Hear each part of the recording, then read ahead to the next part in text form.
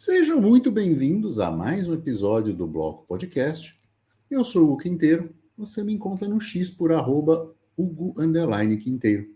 No episódio de hoje vamos falar sobre Japão puxa o freio de mão, o fim da era das empresas unicórnio. Comigo tem o Felipe, o investidor descentralizado. Tudo bem, Felipe?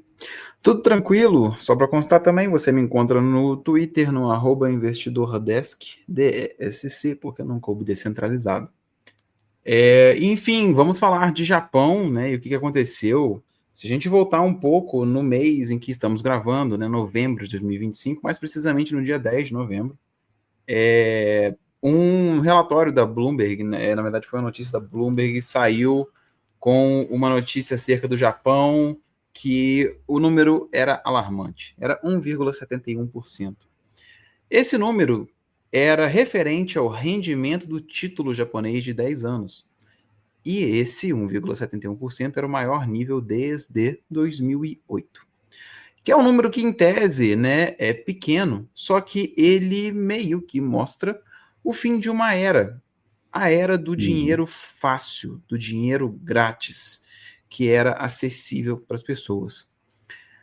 E aí, o grande paradigma dessa história é que não foi os Estados Unidos, o Fed, o Banco Central Europeu, China, o FMI, ninguém disso que fez essa situação. Quem marcou isso foi o Japão. E hoje, então, a gente vai abordar essa enorme distorção financeira que aconteceu e vamos mostrar, né, como que essa normalização monetária japonesa certamente vai virar o jogo financeiro mundo afora. Cara, é um fenômeno que acontece meio que nos bastidores, né, cara? Uhum. Que ninguém se dá conta, porque ninguém... É difícil as pessoas se questionarem e buscarem informação de onde está vindo o dinheiro, né? O follow the money é feito por muito poucas pessoas.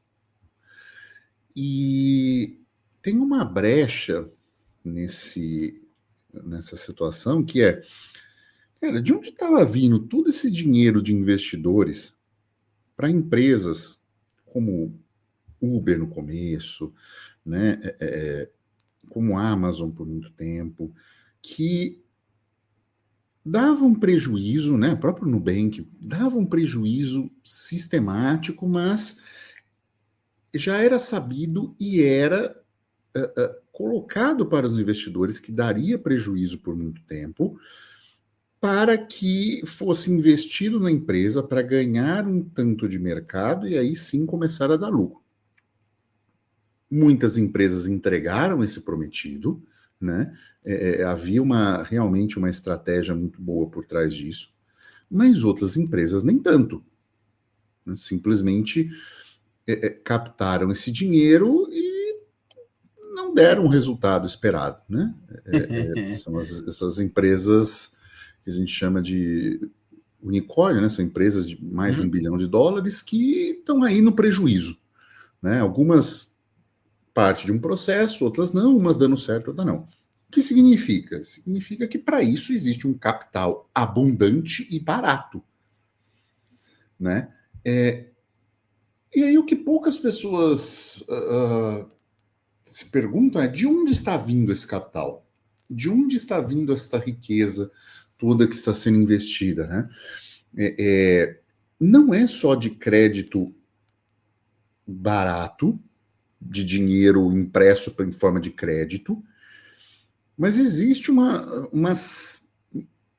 grande poupança verdadeira de investidores que poupam ao longo da vida e investem em projetos. E esse dinheiro tem se mostrado, né, para quem segue ele, tem se mostrado vindo de uma grande fonte japonesa.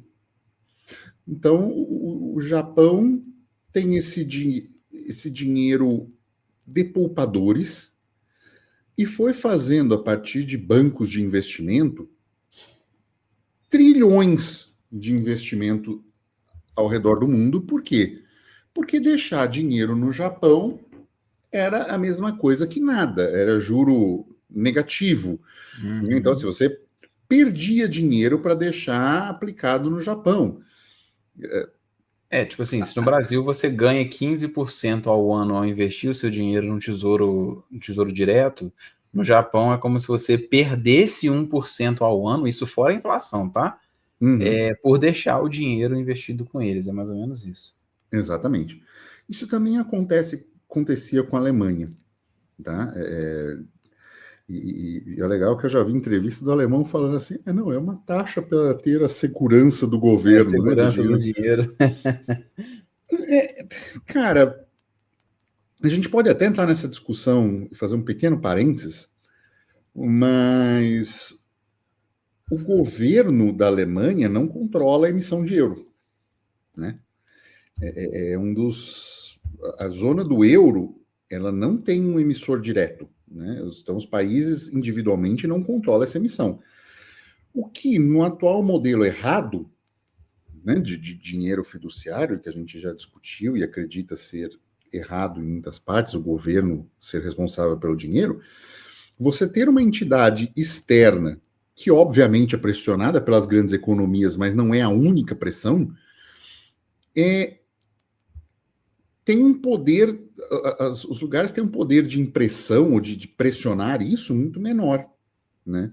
Então o bloco inteiro precisa estar de acordo, precisa entender uma série de mecanismos e cumprir mais regras, né, de austeridade. No Japão, há essa regra de austeridade pela moral, né?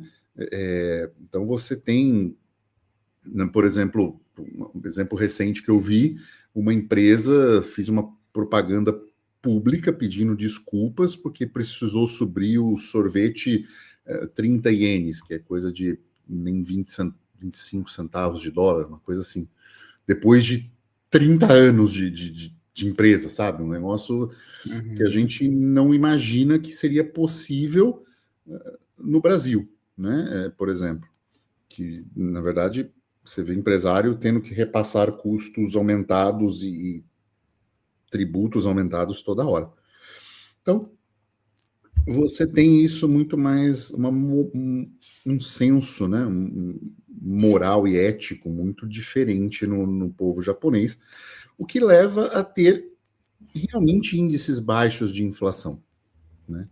É lógico que faltas momentâneas de produtos vão levar a aumento de preço, mas isso a gente sabe que não é inflação, né? São oferta e demanda, Oferta e demanda, né? Isso não é um processo inflacionário de longo prazo. Mas você tinha esse dinheiro que, parado no Japão, ele se transformava numericamente em algo menor, não era nem em termos de inflação, que era baixo, né? E é baixo até hoje. Mas agora você tem o Japão virando essa chave. Então, assim, passou a ser lucrativo por pouco, tá? Assim, não é muito. É coisa de 0,5%, né? 1%. Então, assim, a curva de juros está aumentando, 1,5%, que é um absurdo, né? O título de 10 anos atingiu 1,77%, a máxima de 17 anos. Então, esse é um detalhe que eu acho que é interessante falar, né? Contar para o povo, que, tipo assim, essa linha temporal, né, que você está falando, tipo assim, olha, gente, a gente ficou com juros quase zero por 20 anos. E a gente teve 8 anos de juro negativo. Então, tipo assim, tem gente que tá vivo, grande, ativo, trabalhando e que nunca viu. Exato. É uma Sabe? geração. É uma geração inteira. Né? Entendeu? Então, é uma mudança e, assim, o Banco Central do Japão já deixou claro uma meta de inflação de 2% e uma taxa de juros que deve subir ainda. Então, 1,77% numa taxa de 10 anos é algo altíssimo se você for pensar a quantidade de dinheiro potencial que pode deixar o Japão, quer dizer, pode ser repatriado para o Japão e deixar de investimentos em outros países. né? Por que que você vai, né, investir? Porque uma coisa é você deixar 1% negativo. Cara, se eu deixar esse dinheiro 10 anos no Japão, ele vai perder 10%, né? Um pouco mais óbvio, mas assim, Um Central One. né? 1% ao ano ele vai perder de valor. Agora, se eu deixo, pô, eu vou ganhar, né? Então, é uma mudança significativa para um capital tão relevante. Então, assim, eu não vou ficar esperando a empresa dar prejuízo, porque prejuízo eu também tomo no meu país, para algo assim, cara, eu vou ser prudente, eu vou ser mais prudente. Por quê? Porque 1,77 eu consigo no título de 10 anos. Né? E, e isso muda uma chave justamente para essas empresas que ganhavam grandes investimentos, investimentos bilionários de bancos de investimento no Japão. Que a função deles era buscar esse capital fora, muitos deles sem sequer, como todo banco, em um período de dinheiro fácil, sem a prudência necessária. Né? Isso é um ponto importante. A falta de prudência gerou, por exemplo, a bolha de 2008. Foi falta de prudência de investimentos bancários, né, que compravam títulos achando que eram de imóveis e rendamentos de alta qualidade, quando não eram. Né? E isso é falta de prudência, falta de consequência de atos. Né? Então, pulverizou poupanças de muita gente, mas hoje você tem um Japão que voltou a pagar juros. Então, cara, para um país com inflação baixa, você ter um ganho nominal que se aproxima do nível de inflação, cara, já é um negócio interessante, né? Porque assim, ao contrário do maximalista Bitcoin, poupar é manter poder de ganho. Você gera riqueza trabalhando, não é comprando e segurando, esperando especular. Isso é entesouramento, né? Mas no mundo real de pessoas que poupam e querem manter o poder de compra, 1,77 é um dinheiro que faz o cara pensar se ele vai tomar risco em outro país, né? Em dólares e se ferrado, que é um prêmio bom, né? Vai ficar um questionamento, né? Porque assim, a gente tinha, né, no caso, o japonês como meio que credor de todo mundo, né? Ele ia botar dinheiro em algum lugar e ia ser fora. Isso, assim, era buscar um banco japonês maluco, doido para enfiar dinheiro, porque está com dinheiro sobrando. Isso acaba. Exatamente. Se você avaliar, né, um país, né, como o Japão, que não é igual ao Zimbábue, por exemplo, que tem, não é tão crítica assim, né? É uma crítica velada. Tipo assim, que tem uma produção, que tem PIB, que gera renda, que gera retorno, pegar todo o dinheiro desse país, da população que é economicamente ativa e que opta por fazer investimentos, você, com um pouco de análise, você pega e você joga esse dinheiro para fora. Tipo, é muito dinheiro que você vai jogar para fora. Né? Porque não faz sentido nenhum você ficar nesse país e investir nesse país. Aí você imagina, tipo, você tem um país inteiro que vai estar investindo muito provavelmente nos Estados Unidos, porque é o maior lugar do mundo para você investir, é a maior bolsa do mundo, etc. Talvez na Europa e, quem sabe, na China. Agora você tem três grandes potências que não vão estar recebendo, provavelmente, tanto financiamento do Japão, do japonês, no caso, né? Não é que o Japão, o país, está financiando eles. É que o japonês que lá está, ele quer botar o dinheiro dele para fora. Queria, né? No caso. E agora com essa. Não é uma inversão da curva, né? Mas com esse novo patamar que você está atingindo de juros, já talvez não faça tanto sentido você ficar em um bonde nos Estados Unidos para ganhar 2% em dólar sei lá, atender a quais exigências regulamentares que eles têm lá, é melhor você, às vezes, ficar e ganhar 1,71% no seu país, entendeu? Uhum. E ter uma rentabilidade lá, do dinheiro que vai ficar lá e tudo mais. Então, assim, isso vai mudar. Mas, assim, esse na verdade, é um dos pontos que pode mudar, né, que pode gerar essa movimentação, né, por parte do que está acontecendo no Japão, que né, outra coisa que vai acontecer, assim, que vai movimentar, é você reduzir o carry trade em iene.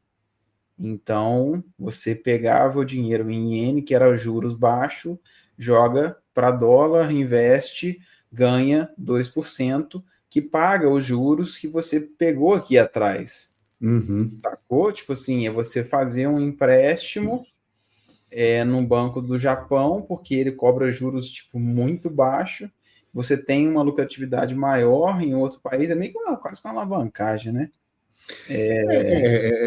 Esse, isso dá para fazer até com real, né? Com Não, dá pra 15%. fazer com tudo, né? Tem gente fazendo, tem gente até pode ter até gente no Japão A fazendo isso, questão é que isso né? vai reduzir, entendeu? Essa que é a Quer dizer, do ideia. Japão. Sim, com certeza. Para que você vai tomar esse risco, né? O risco do câmbio. Por exemplo, há uns meses atrás, com a subida do dólar, né, em relação ao real no Brasil, pulverizou um ano de juros, né, de pagamento de juros, porque o que você perdeu com a desvalorização do cambial, você ficou no 0 a 0. Né? Quem estava lá Uhum. atrás e comprou lá atrás a 4,90 para 5,70, você fala, pô, moeu os juros. Então, transforma essas alocações em algo bem arriscado.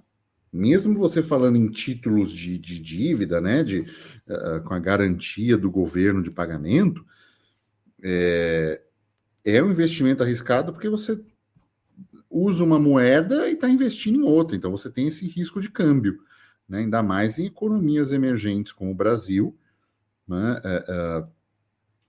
Turquia, por exemplo, também, que teve uma grande queda e desvalorização da moeda, então você depende da política monetária de um país que não leva tão a sério as políticas monetárias. É. Isso é um risco. E isso é uma coisa que, para o investidor, é algo muito incerto, né? Porque você não sabe, aí entre eleições, né? Trazendo para o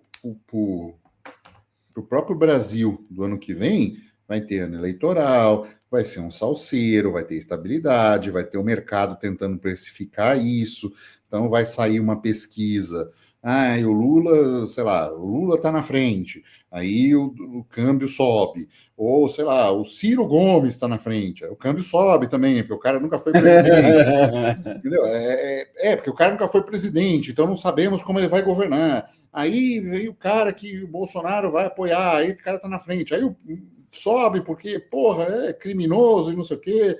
Aí, né, enfim, não estou dizendo, mas talvez possa ter gente querendo manipular o mercado para causar instabilidade, para mudar. Olha, se for comigo, se eu continuar presidente, entendeu? Enfim, é um período de instabilidade e que muitas vezes essa lucratividade se perde, né? Então é complicado isso. E você vê um momento em que o japonês era obrigado a tomar esse risco para não ver o capital dele depreciando ao longo do tempo, agora não precisa mais. Mesmo que seja numérico, mesmo que seja abaixo da inflação. Mas agora ele tem um governo que ele pode investir no próprio país. O país com este capital, não estou dizendo todo, mas uma boa parte desse capital, né, uma fatia relevante desse capital retornando ao país, permite que o país invista em políticas públicas que estimulem o crescimento. Eu não estou dizendo que isto é certo, eu não estou dizendo que isso, em termos libertários, é algo que a gente apoie. Eu ia Mas falar o estatista aí. eu estou dizendo que isso é feito, né? e pode trazer para o Japão um crescimento. Ah, mas não é natural, não é saudável. Não, não é, mas me diz um país que não faz isso, né? Então, assim, é assim que países investem, né? Pagando esses juros, o governo tentando fazer o país crescer e é assim. Ah, é errado. É, né? A escola austríaca diz que é errado. Distorce o mercado. Mas quando você tem uma China que faz uma política de Estado voltada para isso, como é que você concorre? Né? Como é que você concorre em não interferência? Então, quando você privatiza, quando você terceiriza para uma potência socialista todo o parque industrial, o principal parque industrial do mundo, e eles distorcem o mercado com incentivos, não tem como você puxar o freio de mão de uma hora para outra, né? Então você é obrigado a distorcer do outro lado para manter uma tentativa de concorrência. E isso é perverso, né? É uma política internacional que foi tomada lá atrás com as consequências. E aí também entra um pequeno parênteses que eu vou fazer, que as pessoas falam assim, mas então teria que ter o austríaco, como é que o austríaco resolveria isso? Não é essa obrigação da escola austríaca resolver os problemas do mundo, mas uma abordagem austríaca lá atrás certamente não deixaria uma coisa dessa acontecer e ganhar o poder que tem. Então, também um puxão de orelha do tipo assim, não acha que a galera pode ferrar o mundo inteiro e aí no final falar assim, tá bom, austríacos, consertem aí, achando que tem essa garantia de uma escola de economia que vai consertar o mundo através do capitalismo, porque eu posso distorcer à vontade o mundo, que eles, sabe, vão ser a reserva. Não vai ser assim que vai acontecer as coisas, né? Existem situações que começam a se tornar irremediáveis, e eu creio que essa é uma delas, obrigar os governos a distorcer a própria economia, porque estão sendo distorcidos, né? Um pequeno exemplo disso é os carros elétricos e a China dumpando o carro elétrico no Brasil. Você não tem estrutura no Brasil para isso, não vai ter nem na Europa, porque os sistemas de carregamento vão exigir uma rede elétrica impossível de existir no mundo. E é isso, mas estamos jogando carro elétrico no Brasil porque precisam desovar esse mundaréu de carro que fizeram, que a indústria produziu, agora tem que desfazer, né? Esses incentivos, eles são um enorme problema e, assim, na minha percepção, um dos grandes causadores dessas injustiças, né, e descompassos que acontecem na economia no geral, se você for olhar. Considerando isso, né, ainda nessa situação que a gente está falando, o governo do Japão, por exemplo, ele propôs aumentar o orçamento do governo em quase o dobro do que foi ano passado. Agora eles estão propondo colocar 170 bilhões de dólares aí para tentar estimular o consumo interno deles no geral. E aí, aonde que vem o problema? Essa intervenção, na minha cabeça, isso é uma intervenção.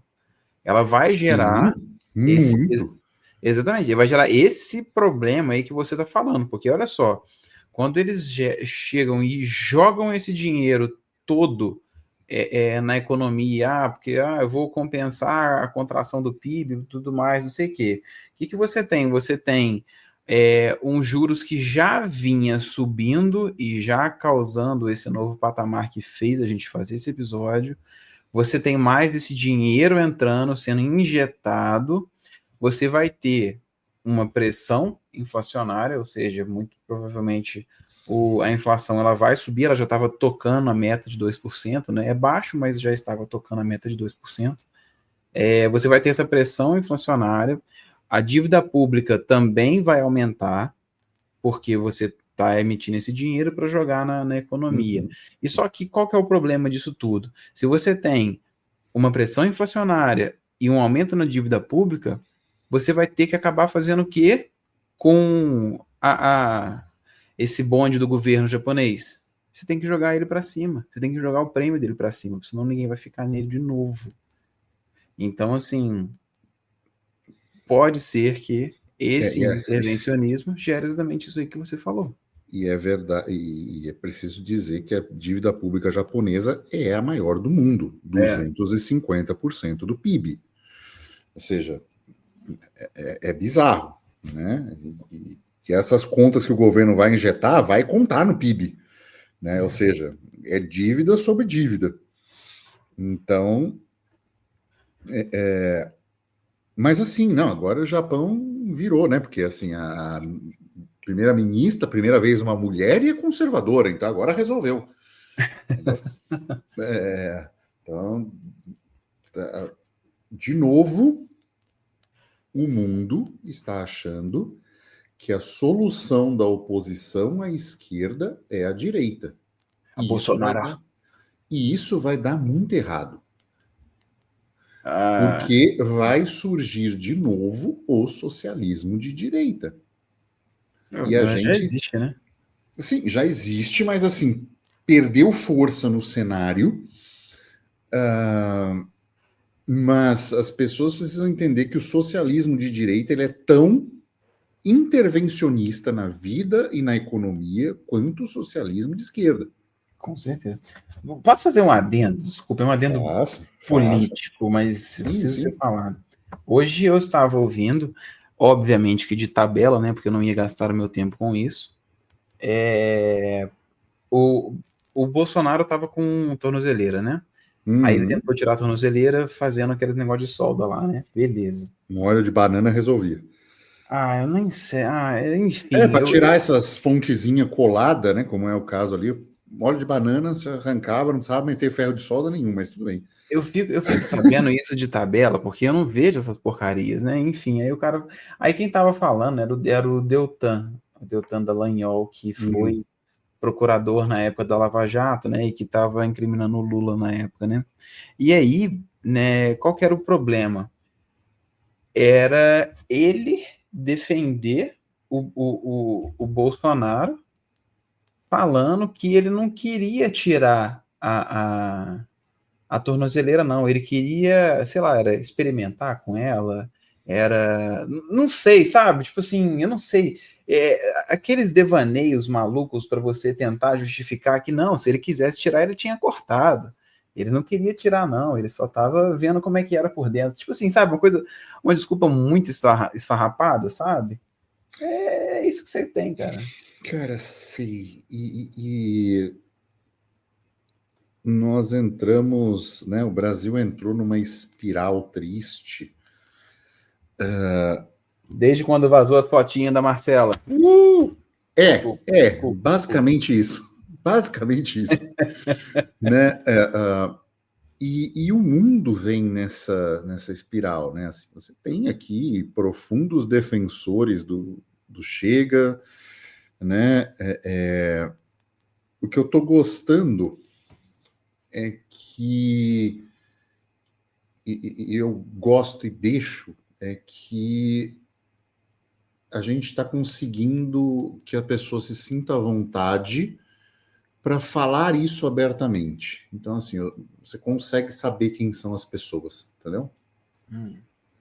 E isso é importante, essa liberdade de discurso para dizer isso. Mas, voltando ao Japão, isso também é um fenômeno que as pessoas colocam lá, e como no Trump, né, esse cenário geopolítico, né, esse modo de capitalismo Trump, que na verdade é o socialismo de direita, né?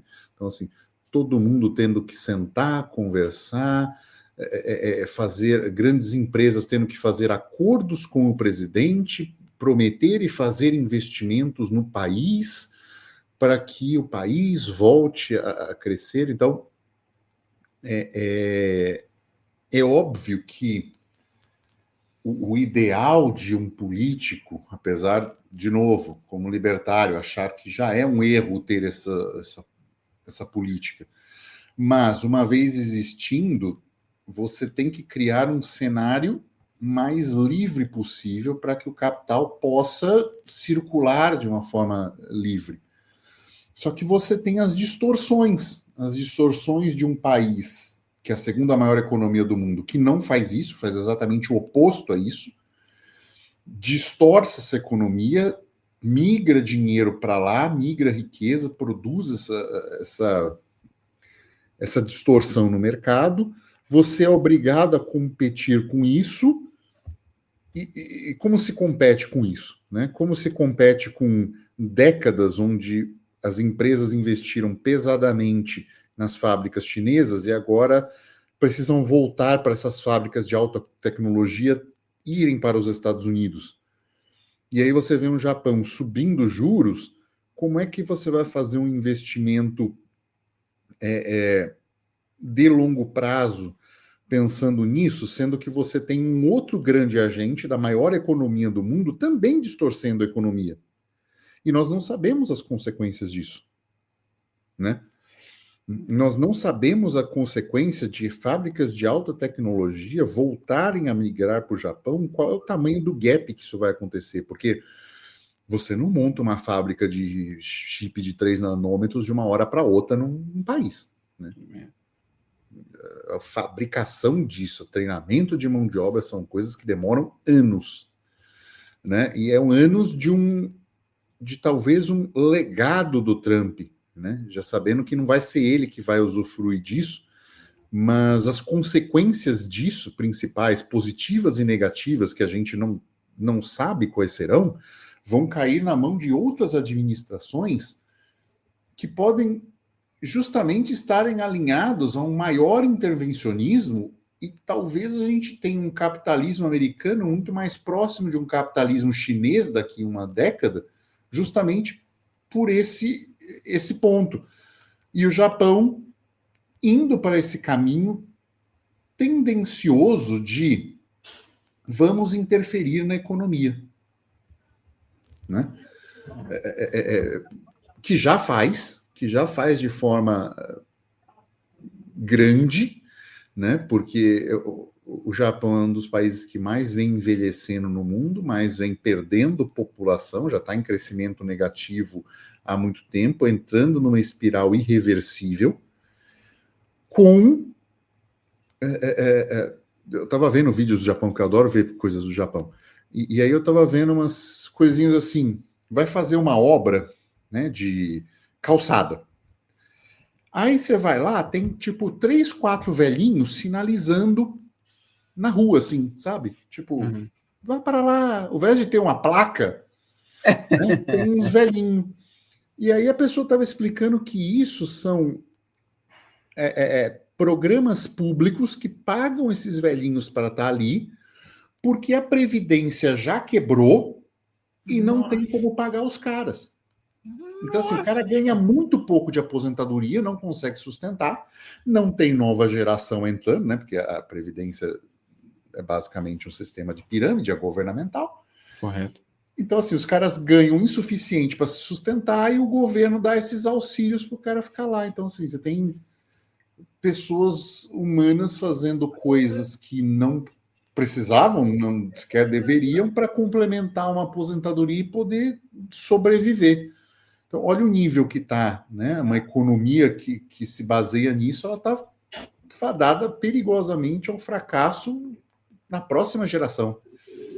Né? É complicado, né, cara? E assim, uma coisa que eu fiquei me questionando, né? Porque é o grande problema da esquerda e da direita, né? Ambos querem intervir no Estado. Só que cada um intervém em pontos diferentes, né? Ou focam recursos em pontos diferentes, mas ambos intervêm. Esse que é o grande problema, né, de esquerda e direita.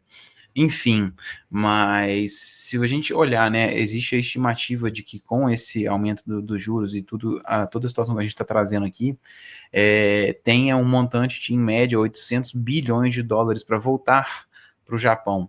Será que eles iam pegar esse dinheiro e usar esse dinheiro voltando, investido, para fazer essa mesma piramidona aí que é esse, tipo assim, esse uso do dinheiro público, sabe o que eu tô falando?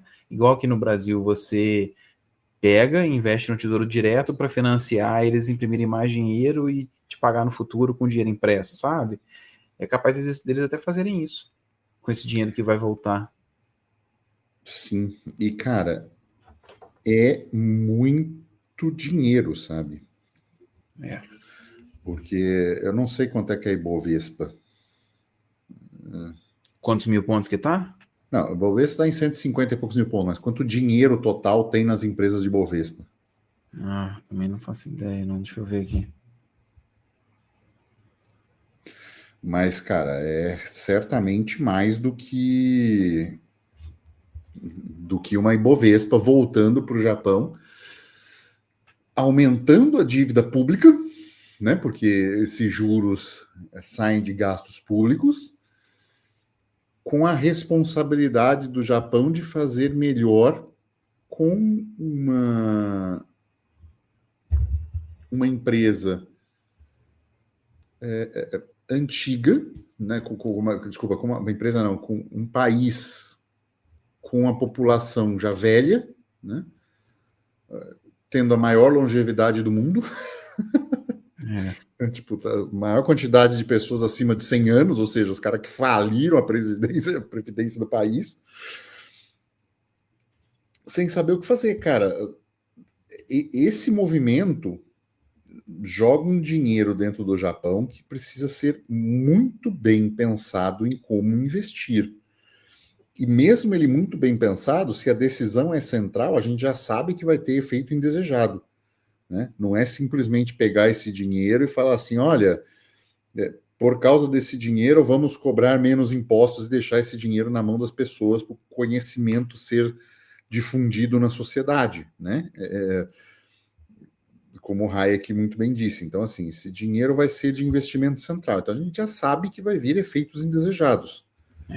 Agora, se esse efeito indesejado vai ser em aumentar a população, dar subsídio para ter mais criança, né? Porque, assim, outra coisa importante de se dizer é que o Japão tem uma das piores, mais rígidas leis de cidadania do mundo. Existem coisas muito bizarras, acho que eu já até citei, eu não sei se eu citei aqui, mas, por exemplo, filhos de 2 brasileiros que moram no Japão não é japonês. A criança é brasileira. Aí ela nasce no Brasil, no Japão, ela é criada a vida inteira no Japão, ela sequer fala português. E aí ela, por algum motivo da vida, cometeu um crime. Ela é deportada para o Brasil. Ou para o país de origem, tá? Estou dando um exemplo, né, do brasileiro que é mais. Ela é deportada para o Brasil. Ela não fala a língua.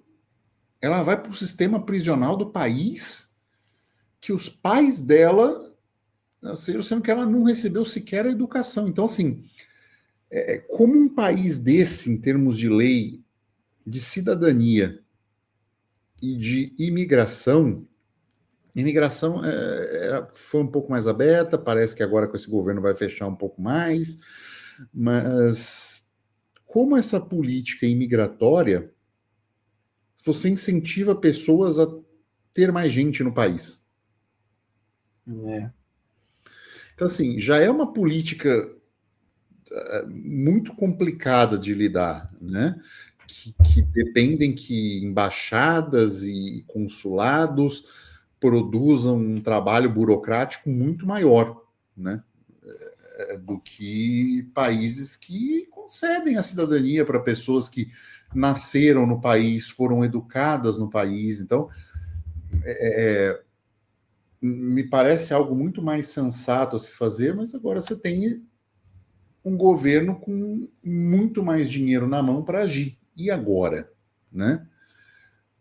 O que vai ser disso tudo? Cara, certamente vai dar consequências não planejadas e ruins e desastrosas, porque se o investimento for feito e como vai ser feito de forma centralizada, tende a acontecer isso inevitavelmente.